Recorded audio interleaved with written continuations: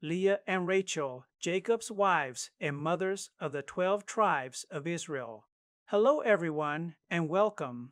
Today, we'll explore the powerful and emotional story of Leah and Rachel, the sisters who became the wives of Jacob and the mothers of most of the 12 tribes of Israel. Their lives were filled with love, rivalry, pain, and divine blessing.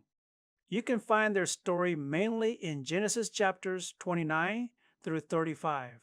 1. Leah and Rachel's background. Leah and Rachel were sisters, daughters of Laban, and nieces of Rebekah, who was Jacob's mother, meaning they were also Jacob's cousins. Leah, whose name means weary or wild cow, was the older sister.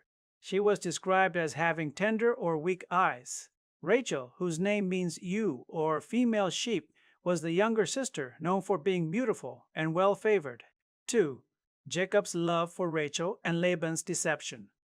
When Jacob met Rachel, it was love at first sight. He agreed to work 7 years for her father Laban in exchange for her hand in marriage. But on the wedding night, Laban deceived Jacob, giving him Leah instead of Rachel.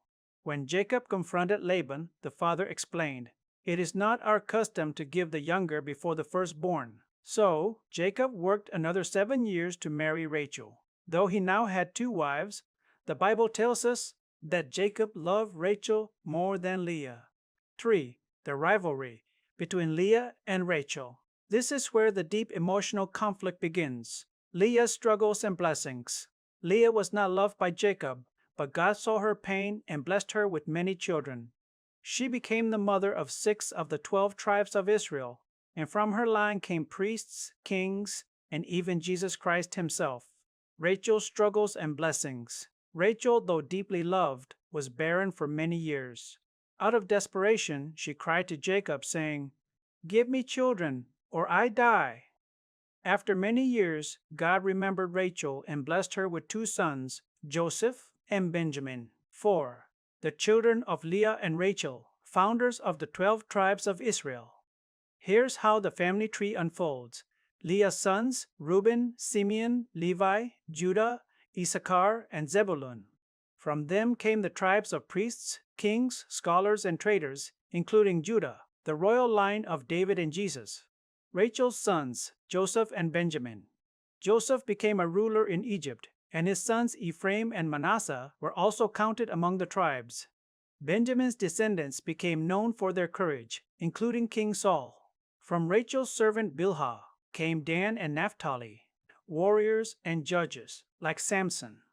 From Leah's servant Zilpah came Gad and Asher, known as fighters and prosperous tribes. Together, their 12 sons became the foundation of Israel.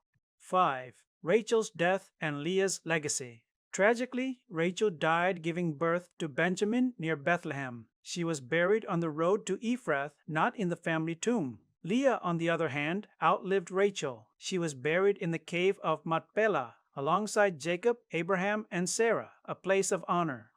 6. Leah and Rachel in religious traditions.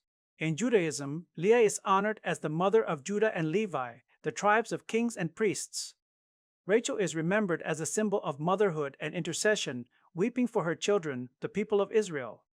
In Christianity, Jesus himself descended from Leah's line through Judah, and Rachel's sorrow is echoed in Matthew chapter 2, verse 18, when Herod kills the infants of Bethlehem.